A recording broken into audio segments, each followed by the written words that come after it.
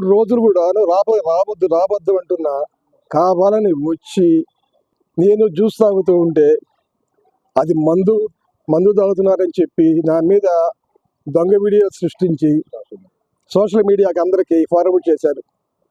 ఇది ఎంతవరకు సమంజసం? ఇన్ని సంవత్సరాల్లో ఎవరినైనా అడగండి, నేను ఇంతవరకు దేవాలయ భాగంలో కానీ ఎక్కడ కానీ మందు తాగినట్టు ఒక్కరు చూపిస్తామనండి.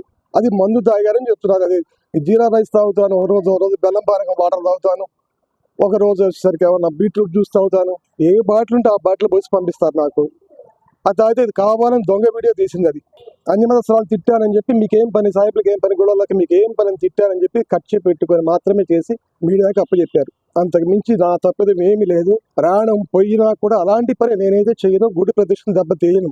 గుడి ప్రతిష్టను దెబ్బతీసే పరిస్థితి నేను ఎప్పుడూ చెయ్యను కూడా. ఆ ప్రాణమైన వదులుకుంటా కానీ అలాంటి పాడు పనులు మాత్రం నా దేవాలయంలో నేను చెయ్యను.